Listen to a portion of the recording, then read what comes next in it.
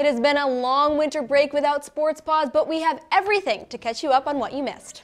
That's right. The men's basketball team is off to its best start in conference play in 5 years. Q30 basketball reporters are in studio live for an update. And the women's basketball team continues to run the table in the Metro Atlantic Athletic Conference. Senior point guard Carly Fabry is with us for a live interview. Stick around.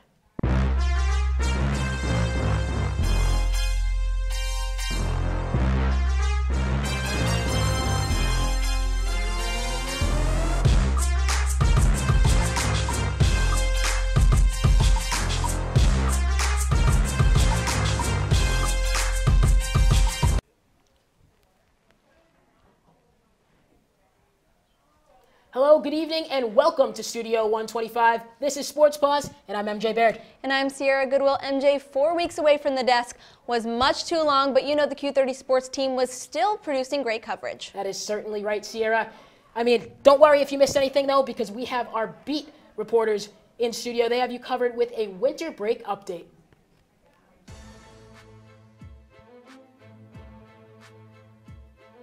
The men's ice hockey team started off winter break on a roll, shutting out in-state rival UConn 3-0 and putting 4 past Colgate in an overtime win. It was the first time Rand Pecknold's men won 2 straight games since November 17th and 18th. After that, though, their perfect start to 2018 shattered as the Bobcats fell to 2 Ivy League schools, Cornell and Dartmouth, in 1-goal games. Quinnipiac followed those performances up with a hard-fought point on the road at Harvard, before heading west to sunny Arizona, where they tied Arizona State 2-2 and defeated them 5-3. QU's 3 wins, 2 losses, and 2 ties during the winter break gives them an overall record of 9-14-2 as they head into the second semester with 9 ECAC games and the postseason tournament looming. Now I'm going to chest pass it over to Chris Dacey, who has more on the men's basketball team. Thanks, Jonathan. And as winter break started, out-of-conference play ended for the Quinnipiac men's basketball team. They went 0-2 in their last 2 games, nothing to write home about. But then MAC play started. They came out red hot, starting 2-0, picking up 2 wins against Monmouth and Siena. But then they lost their next 2 games. Close game against Canisius, but then a blowout loss at St. Peter's. Then they picked up a nice overtime win against Marist, a very close game, 1-point win. But then they had another home loss to Niagara. Close game throughout, Niagara was just able to come out with it in the end. But then they came and beat Siena at home again to complete the season sweep of Siena. Over the winter break, they went 4-4 in the MAC. Not bad for a team that was picked to finish last. Now over to Shane Dennehy with the women's basketball recap. All right, thanks, Chris. The Quinnipiac women's basketball team scheduled a very tough out-of-conference schedule, and they were sitting at 6-5 heading into winter break. Now they're currently on a 10-game winning streak in conference play, sitting at 10-0. Very easy for them. They're doing the 5-in, 5-out once again, able to rest their starters, who come back into the game much more fresh compared to the other MAC teams who have kept their starters in for almost the entire first quarter, and they can just run away from these teams. And now they're on a 10-game winning streak and are definitely looking like favorites to repeat as the MAC champions and head back to the NCAA tournament. All right, Mike, on to you with the women's ice hockey team. Thanks, Shane. The Quinnipiac women's ice hockey team faced an unfamiliar foe as they welcomed Team Korea to Hamden to start off the winter break. They beat them 3-2. However, the waters got a little more choppy as they got shut out by Yale. And although they fought hard against Colgate, they ended up losing to the Raiders 2-1. The Bobcats were able to bounce back and shock the ECAC hockey world against number 5 Cornell, beating them 4-0. However, once again, the waters got a little more choppier for the Bobcats as they got shut out by Yale 2-0, and they were barely able to beat the Brown Bears 2-1. Overall, the Bobcats went 3-3 over winter break, so the inconsistency does continue for them going into the final games of the season. That's all that happened over this winter break. Back to you guys at the desk. It's time to talk about the most dominant team on campus, the women's basketball team, which continues to just crush its conference opponents in most games, and Friday was no different. Quinnipiac traveled to Buffalo to face Canisius, and it was a nail-biter. Just kidding, the Bobcats steamrolled the Golden Griffs by nearly 30 points, winning 84-55. Jen Fay led the way with 18 points and 9 rebounds. Taylor Hurd also made the most of her minutes, scoring 13 of her own, including 3 threes. MJ, did anything change in their other game in Buffalo? Well, Sierra, I wish I could say yes, but no, the answer is unfortunately it did not. They stayed in upstate and 2 days later took on the Niagara Purple Eagles. Jen Fay led the charge offensively again for the Bobcats and wrote to another 84-55 victory. I know I sound the same, but the score is the same. Fay was 1 rebound shy of her 4th double-double of the season, finished the game with 18 points and 9 boards. Taylor Hurd and Aaron McClure also surpassed the double-digit point totals with 13 and 10 respectively. Sierra, a dozen wins in a row, and another 84-55 win. Just complete dominance, MJ. Now let's take a look at the MAC standings. Quinnipiac, which is on a 12-game winning streak, as you said, is in sole possession of first place at 11-0. Marist is in second place at 8-2, and then 3rd through 6th is sort of a gridlock with all the teams within a game or two of each other. Next up for Quinnipiac is an away game against 4th place Fairfield. The Bobcats beat the Stags by 32 a little over a week ago, so they should take care of business. I certainly would expect nothing less from Trisha Fabry and company. Now it's time to welcome in not Trisha Fabry, but actually her daughter, Carly. Carly is the senior point guard for the women's basketball team, and she is live with Q30's Josh Silverman. Josh, all you. Thanks, MJ. I'm here with Carly Fabry. Carly, they just talked about it. Why is this team so dominant? What do you guys do so well game after game? I think we're just excited for each competition. I think we have that gold rush working, 5 in, 5 out. We're all excited. Everyone's playing really good basketball right now, so we're just trying to keep it going. What do you think as a team? I mean, you guys, back-to-back, just dominating games, but what can you continue to prove on as the season progresses? I think, just keeping up with that offensive flow. Obviously, we scored in the 80s the last 2 games, and our coaches were really pleased about that. But something that we're really proud of is our defensive intensity, and to keep that up, but always that can get better, and we're excited for February, which is going to be filled with a lot of tough competition. I don't think it's unfair to bring it up at this point. Is this year's team somehow better than last year's team? I don't know. I think they're 2 different teams. I think we haven't really tried to compare too much to last season, but obviously, like I said before, we're in the swing of things with the 5 in, 5 out. We're really looking solid, but again, we're just trying to keep on getting better, and we're looking forward to the next couple of weeks in February. Personally, you're dominating it this year. What do you continue to work on as the season progresses? Just trying to keep being the leader out on the floor. I think as a point guard, that's my job, and it's just been fun, and obviously I have great teammates in Taylor, Jen, Aaron, Paula. They're all scoring the ball really well right now, and it's been a lot of fun. Last year's goal was to make the Sweet 16. You accomplished that. What's this year's goal? I think it's pretty similar. I think, just taking it one game at a time, but obviously we want to come out on top in the MAC conference, and then we'll look forward to the NCAA tournament when we get there, but we're really excited. We're playing well, and we just want to keep getting better. Last one, you're an Eagles fan. What's the score prediction for Sunday? 31-28. Go Birds! 31 points on your special Patriots, MJ. Back to you. Josh, thank you. Let me check something. Go Patriots. But Carly, good luck the rest of the way. Switching gears now over to the men's basketball team. Baker Dunleavy and company are slowly but surely changing the culture surrounding men's basketball here in Hamden. Students are more involved, and the basketball talk on this campus is only getting stronger. Wouldn't you agree? Definitely, especially since it's such a down year for both hockey sides. The hype is really surrounding basketball. So the Bobcats traveled to Poughkeepsie. This is the men's basketball team on Thursday to take on the Marist Red Foxes for the 2nd time this season. Quinnipiac defeated Marist 80-79 in overtime in Hamden just 3 weeks ago, and well, different location but same result. The Bobcats defeated the Red Foxes this time 85-77, thanks in part to 20 points from freshman point guard Rich Kelly. He was 5 of 10 from 3 and was perfect at the free throw line. Cam Young also added 18 points and 3 assists. Jacob Bergoni had 14 points of his own. And then 2 days later, Quinnipiac traveled to the Nassau Coliseum to face Fairfield in a triple header. Let's get to those highlights. Starting in the first half, Isaiah Washington had the tall task of guarding the MAC's leading scorer, Tyler Nelson. You'll see him here in red. He's number 3. But Isaiah had no problem shutting him down. No open looks for the senior. Held him to just 3 points in the first half, 4 of 18 from the floor overall.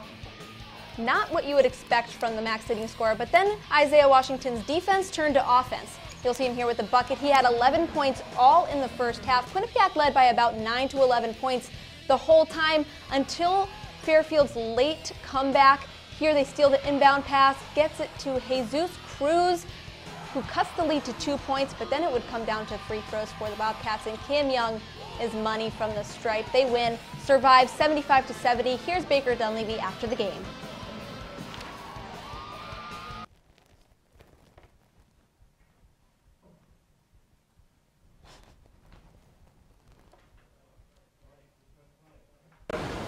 I think our defense is something we've been stressing over the last 2 weeks, and I really believe in the progress. I think that's an excellent offensive team we just played against.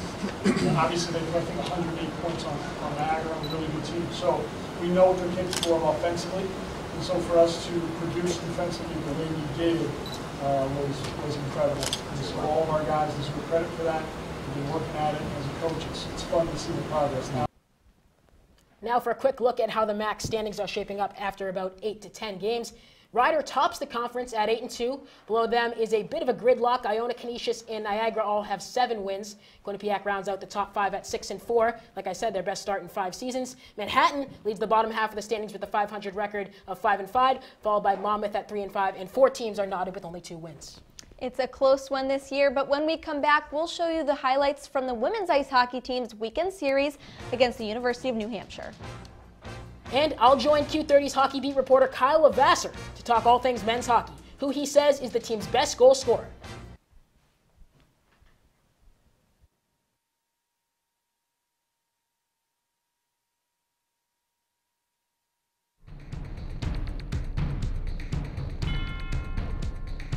Whether you're on the quad, in your room, or heading to class, tune in to Q30 News for stories by student journalists you can trust. We are covering the latest here on campus and in surrounding areas. Get the news you need to know every Wednesday night.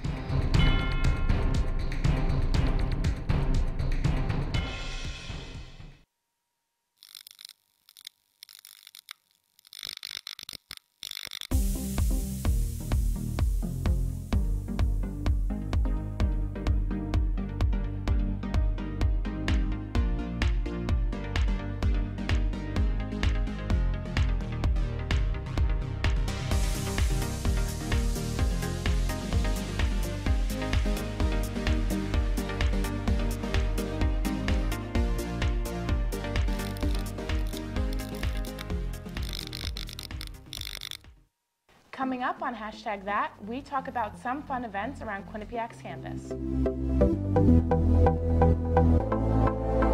And we talk about some weird news that's been discussed around Twitter. All that and more, we are your source for Quinnipiac's entertainment news.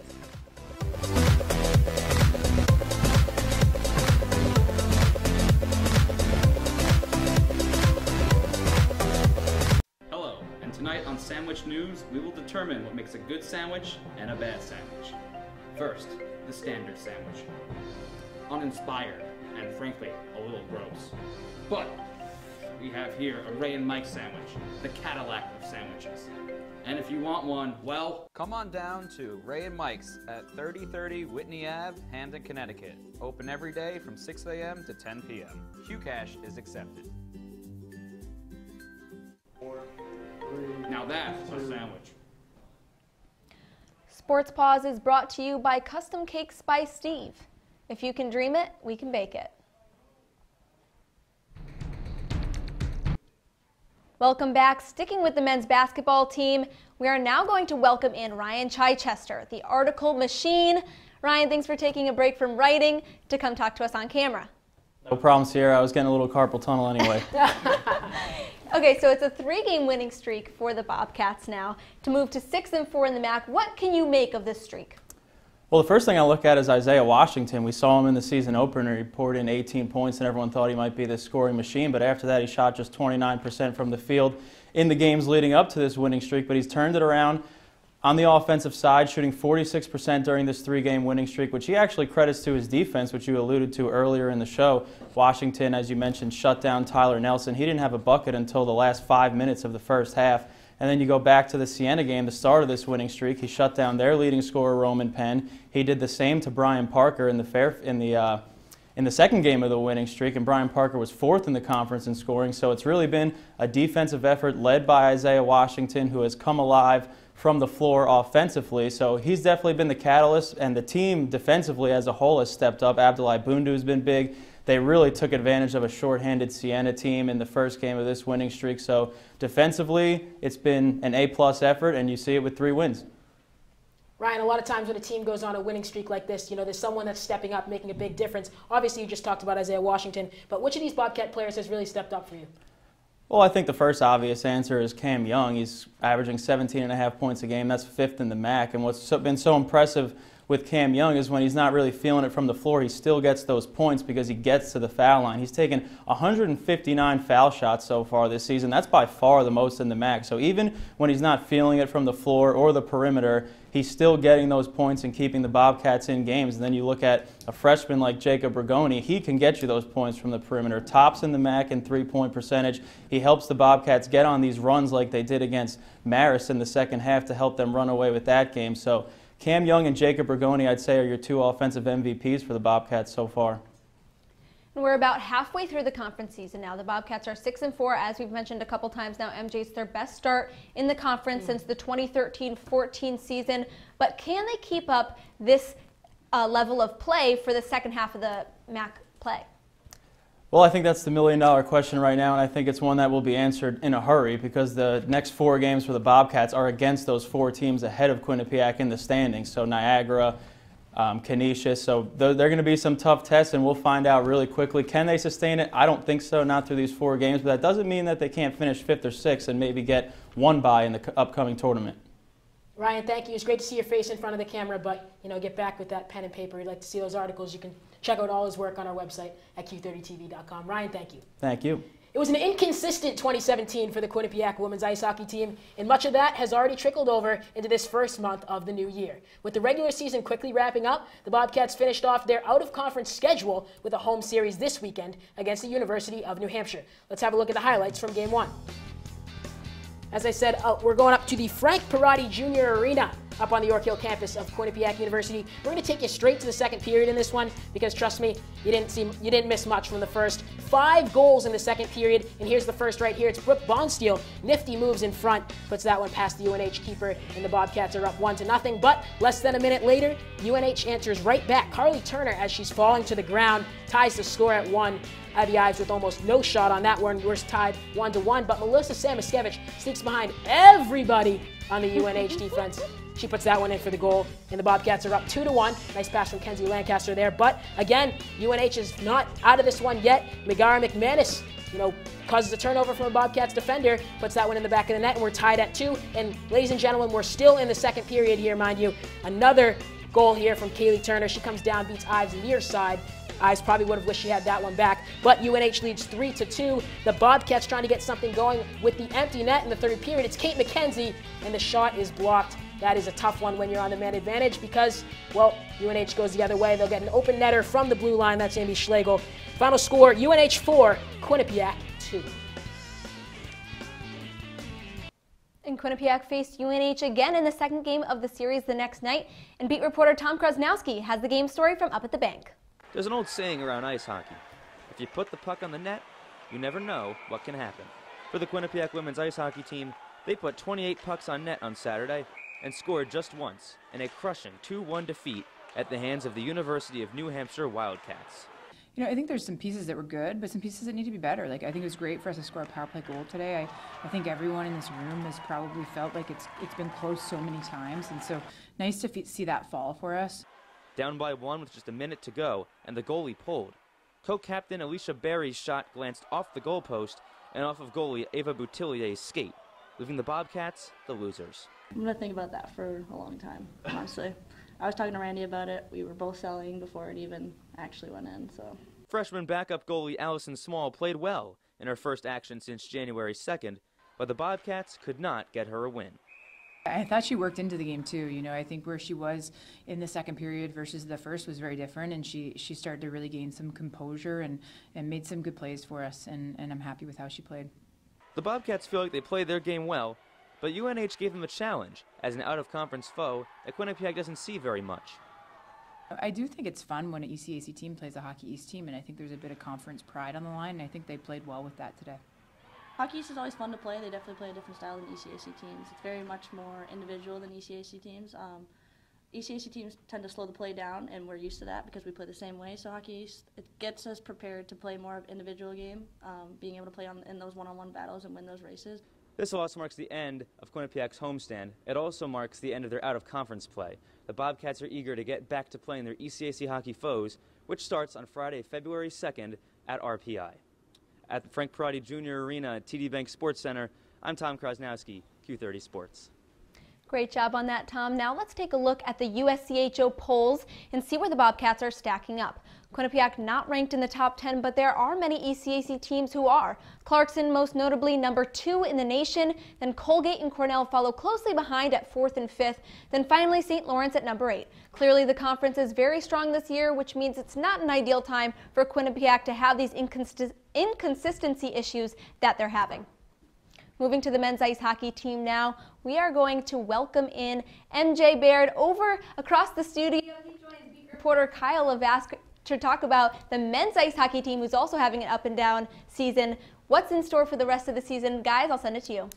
Sierra, thank you. Bit of a change of scenery, but Kyle, thanks for coming on. Thanks for having me, MJ. So, this men's ice hockey team, I guess you could kind of say they're having a little bit of a down year, yes? It's definitely different than past seasons offensively, especially. Yeah, so past years, they're putting in a lot of goals on the power play, even, just 5-on-5. So, first question for you, who's really driving this Quinnipiac offense this year? Well, I want to take a look at 3 forwards in particular, and the top 3 scoring forwards, who are Odin Tufto, Tanner McMaster, and Alex Whalen. Why those 3? Well, they're not only the top 3 scorers, but their 62 points combined are more than any other forwards on the team. The rest of the forwards on Quinnipiac combined for 61 points. So those 3 are key for Quinnipiac's offense. Let's start with Odin Tufto, the freshman. When he has the puck, he is dynamic. I know there's a new president announced today at Quinnipiac University, but there might be a new mayor of Danglepiac here for the Quinnipiac ice hockey team. Tufto, he's been compared to Quinnipiac royalty like Sam Annis and Travis St. Dennis because of his size and scoring abilities. His silky hands, MJ, probably the smoothest I've seen since Sam Annis graduated our freshman year. His 27 points leads the Bobcats. His 22 assists are the most of any NCAA freshman this season, and he's been red hot lately. He has 6 points in his 4 games. He looks really comfortable with Tanner McMaster out there on their best line. And yeah, he just looks like he's going to continue really well going forward. All right, so Kyle, next question for you. You just got to Tufto, but we're going to talk about a couple of these guys coming up on the power play, because I think the power play is definitely something interesting.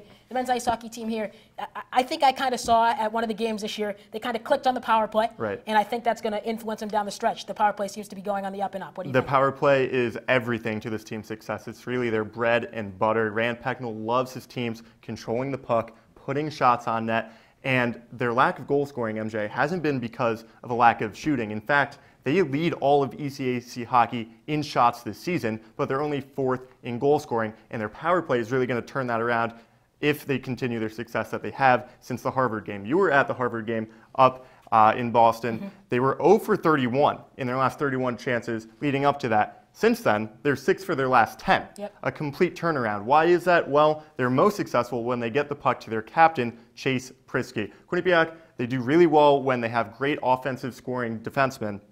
And Chase Prisky on the power play, their best play for Quinnipiac is when he gets that one-timer right behind the left face-off circle. He gets that one-timer. You saw it at Harvard. Even though he didn't score in the first opportunity, Bo Pieper was there to tap it in on the rebound, and then he scores his own on the slap shot. There's a reason he has 5 power play goals this season and leads Quinnipiac. All right, Kyle, really quickly, will Quinnipiac men's ice hockey make it back to Lake Placid, and why? It's tough. I mean, we talked last year. I was sure they weren't going to. We bet a Ray and Mike sandwich on the line. You know how serious that is. I ended up losing. And it comes down to, they'll probably play a team like Brown in the first round, maybe a team like Yale in the first round. I'm pretty confident they can do that. But then after that, they have to get lucky in the standings. These next few games are going to be important for their rankings because they don't want to face Clarkson or Cornell in the second round. All right, so a bit of a down year for the men's ice hockey team, but not for our Q30 Sports coverage. Kyle, thank you. Sierra, we'll send it back to you. Thanks for the insight, guys. Let's take a look now at the USCHO.com polls to see how the rest of the ice hockey teams around the nation are doing.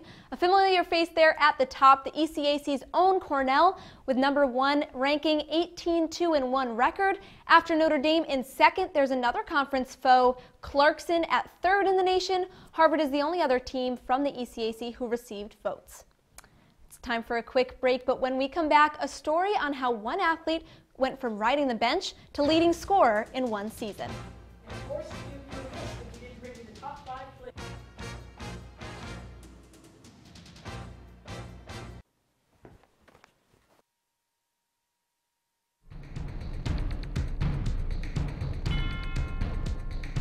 Whether you're on the quad, in your room, or heading to class, tune in to Q30 News. For stories by student journalists you can trust. We are covering the latest here on campus and in surrounding areas. Get the news you need to know every Wednesday night.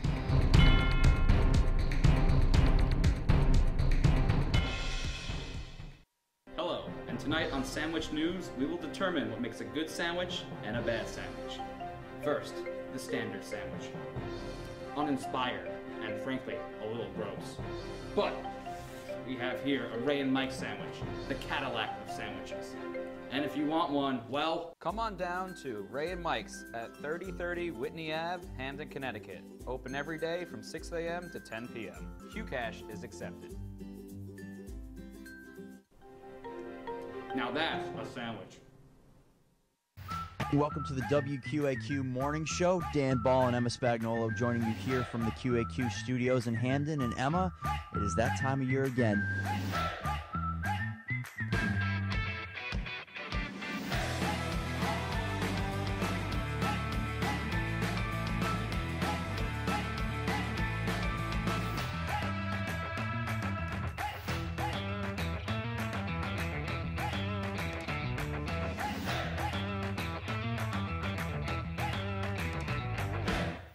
Coming up on #that, we talk about some fun events around Quinnipiac's campus.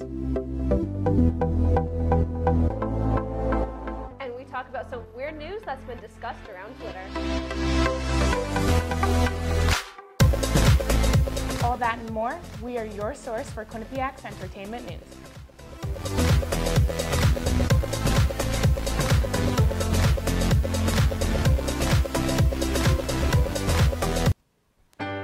Quick word from our sponsors. Sports Paws is brought to you by Custom Cakes by Steve. If you can dream it, we can bake it. Sierra, let's have some fun. Hello, everyone, and welcome back. One final block. Up next, women's track. Love the poetry there. Over the weekend, Quinnipiac women's track and field senior Jessica Lee and junior Carly Timpson competed in the 18th annual Dr. Sander Invitational Columbia Challenge in New York. Lee added to her already impressive accolades by winning the 60-meter hurdles with a time of 8.37, just 0.02 off from her personal record. Timpson finished 4th in the high jump and 8th in the weight throw. Jumping over to the court now, the women's tennis team traveled down Whitney Ave to New Haven to take on the Yale on Saturday. The Bulldogs prevailed 6-1 with only one Bobcat win coming from Scarlett Blydenberg. The Bobcats moved to 3-2 on the season. Next up for Quinnipiac is a matchup February 3rd against Fordham. Last season, Cam Young played just 8 minutes for the Quinnipiac men's basketball team. This year, he has become the team's go-to guy and leading scorer. Josh Silverman has a story on Young's success so far this season.